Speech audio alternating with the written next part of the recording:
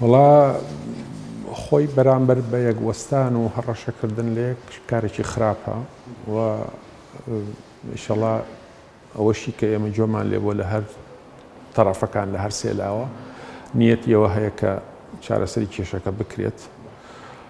بەڵام خوا نەخواست ئەگەر ڕوو بدات، ئەگەر پێکدادان ڕوو بدات، جۆرێک لە ناومێدیەکی زۆر سەرتاسەری لە کوردستان دروستەکە.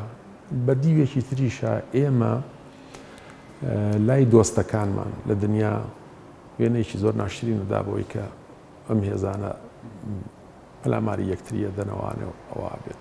ینی لە 90ەکانەوە تا ئێستا شکر شەڕی ناوخۆ کۆتایی پێ هاتووە، بەڵام گرژی و ئاڵۆزەکان هەر هەبووە، لە جاری وا هەبوو زۆر تند بۆ جاری وا هەبوو کەمتر تند بووە.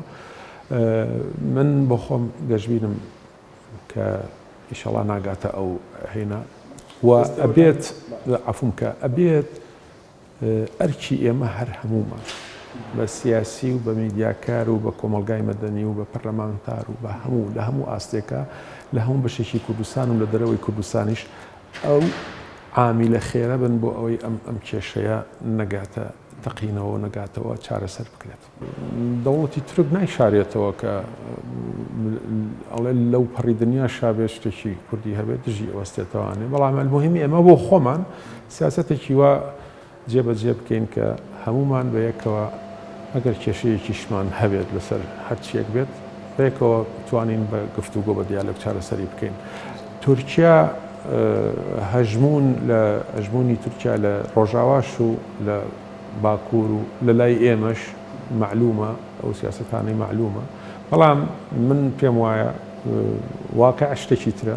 هەرێمی کوردستان ئێستا بووە بە ئامرێکی واقع لە ناو حکوومەتی فیدراڵی عێراقا و پرسی کوردیش پرسی کوردی هەفتاکان و هەشتاکان نییە لەسەر ئاستی هەموو دنیا و لە مەحافلی دووەلیشە. لەبەرەوە پێویستی بەوەیە ئێمەش سیاست لەگەڵ خۆشمان و لەگەڵ دەوروبەریش بکەین سیاسیانە و بە مەنتیق بە عەقڵ سەیری ئینەکان بکەین، نەک بە عاتیفە و بە جۆرێک لە دروشم و دروشمبازی بیکەین.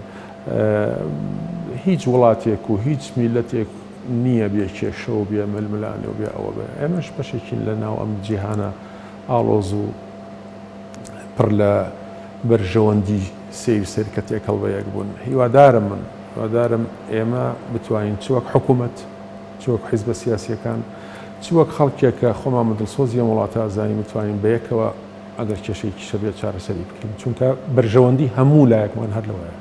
ئێمە لەسەر ئاستی حکوومەت، لەسەر ئاستی سەرۆکایەتی هەرێم، لەسەر ئاستی پەرلەمانیش لە هەوڵی جددیین لە حیوارین لەگەڵ هەموو لایەکە کە بە هیچ جۆرێ نەگەین بەو نوقتەیە کە دژمنەکانمان پێ دڵخۆشە بن نەک میلەتەکەمان. باشە، ئیجابیە، باشە.